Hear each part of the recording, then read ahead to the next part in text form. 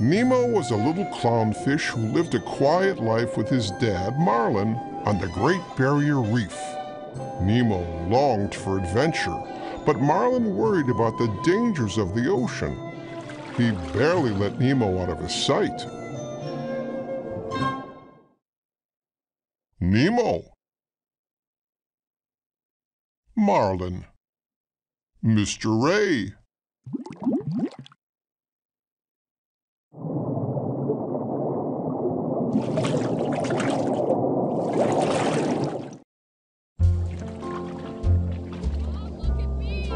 On the first day of school, Marlin overheard Nemo and his new friends daring each other to swim out over a steep cliff. Come on, Nemo! How far can you go?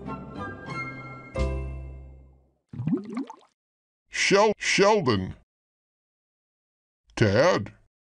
Pearl.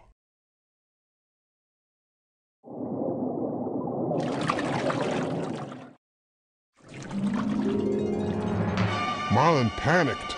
Nemo! You know you can't swim well. I can swim fine, Dad, okay? Nemo darted up toward a boat on the surface.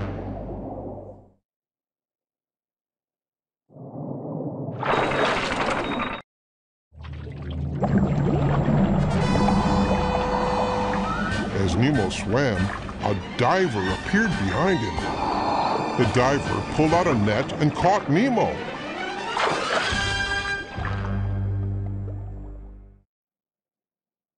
Nemo.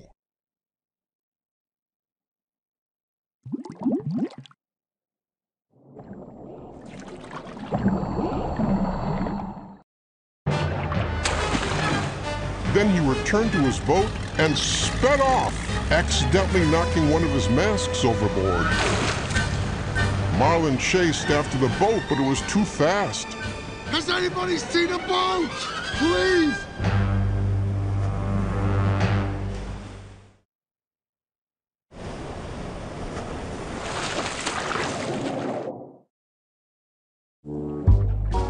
Marlin soon bumped into a blue tangfish named Dory who offered to help. Hey, I've seen a boat. Yeah, it went this way. Follow me. When Marlin followed, Dory whirled around.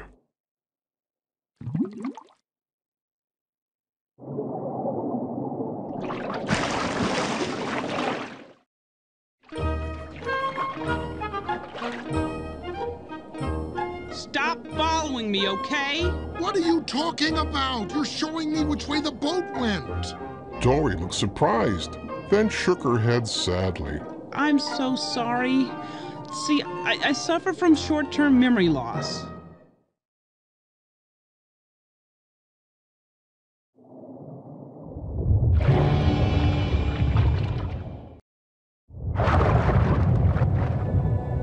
Figuring Dory couldn't help him, Marlin turned to leave and found himself face to face with a shark. Bruce.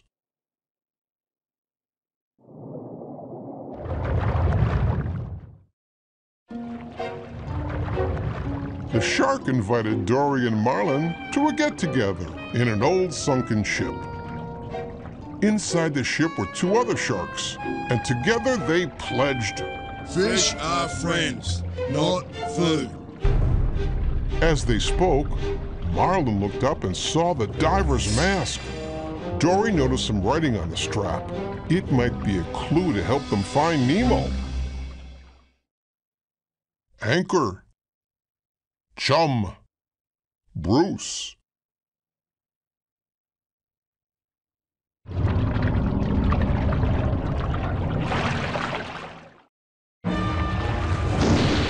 Marlin and Dory quickly left the party carrying the mask.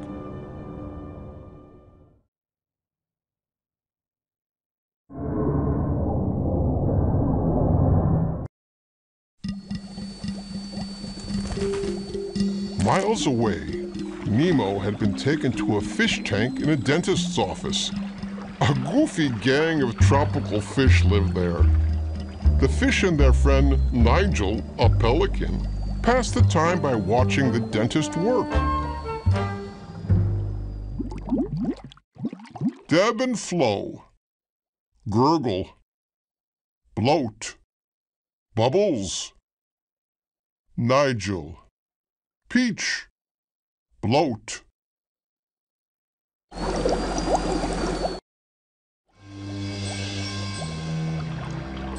That night, Nemo learned that he would be given to Darla, the dentist's niece.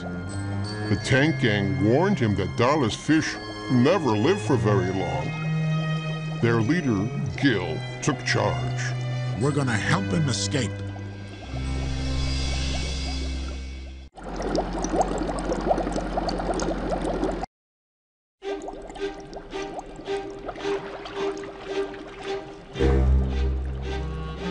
Gil explained that if someone could jam the water filter, the dentist would take the fish out of the tank to clean it. When he put the fish in plastic bags, they could escape by rolling out the window and into the harbor. But who would be brave enough to break the dangerous filter? Bloat, Gil, Bubbles.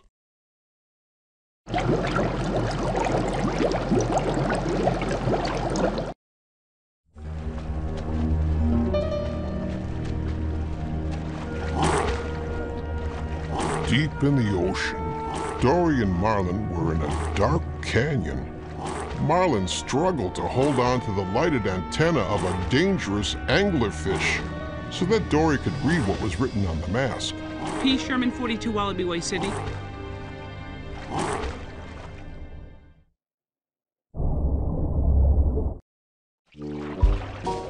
Marlin and Dory headed for Sydney. Suddenly, Dory bumped into a teeny tiny jellyfish. I shall call him Squishy, and he shall be mine. But Squishy wasn't alone.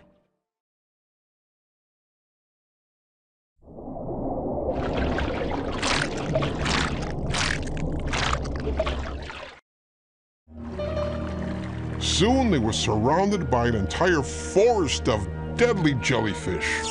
The jellyfish stung Dory and Marlin too, making them feel weak and tired. As the ocean faded around him, the last thing Marlin saw was the shadow of a giant sea turtle.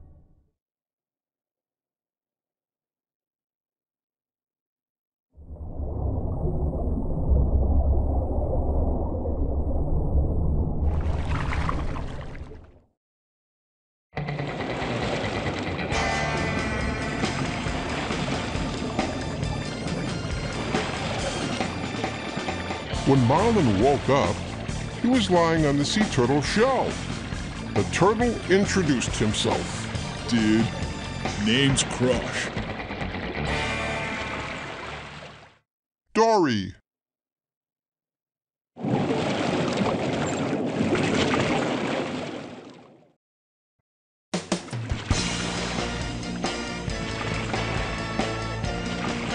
Marlin told Crush and his son Squirt the story of the search for Nemo. Squirt told the story to a lobster, the lobster told a dolphin, and soon the news spread all the way to Sydney, where Nigel the pelican heard it.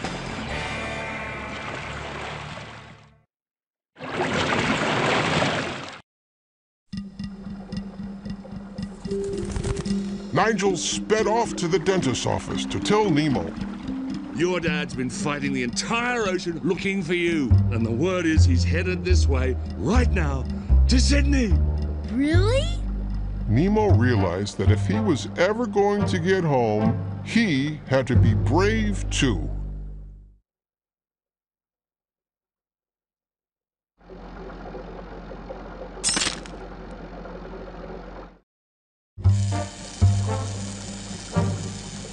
He took a deep breath and carefully jammed a pebble into the tank's filter, stopping its swirling blades.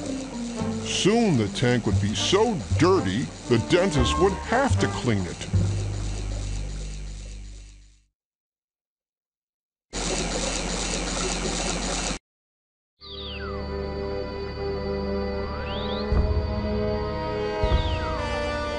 But in the morning, the tank was still clean. The filter had been changed during the night, ruining their escape plan. Then the dentist slipped a net into the water, capturing Nemo. Help me!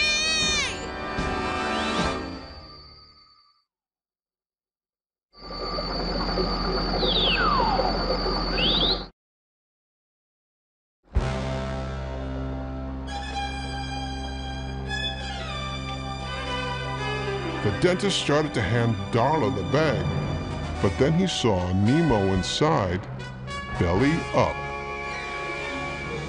Nemo winked at his friends. He was only pretending to be dead. The gang cheered. He's gonna get flushed down the toilet. He's gonna get out of here.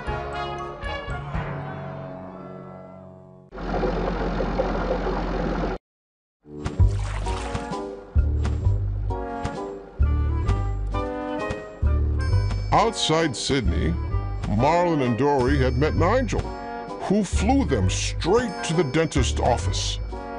The pelican soared inside with the 2 fish in his beak. Marlin saw Nemo floating upside down in the bag. Nemo! Marlin thought his son was dead.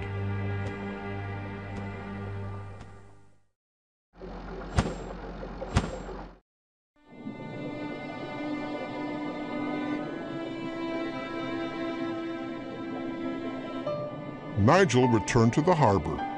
He dropped Marlin and Dory into the water. Marlin swam out to sea, leaving Dory.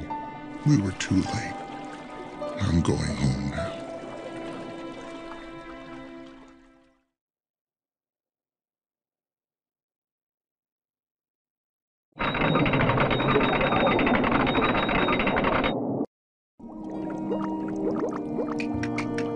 After Marlin left, Nemo swam out of a nearby pipe. He had been flushed. Nemo spotted Dory swimming in circles. Are you all right? I'm Nemo. You're Nemo! Dory hugged him happily.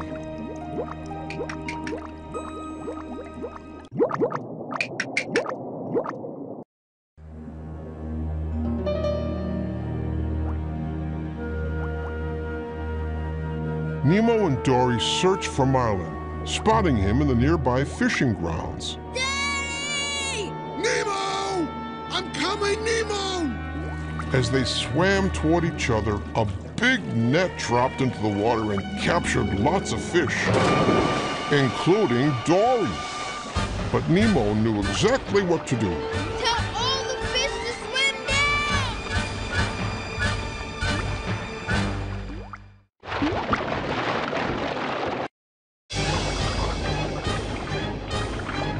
Together, the fish swam down until the net broke. Everyone was free.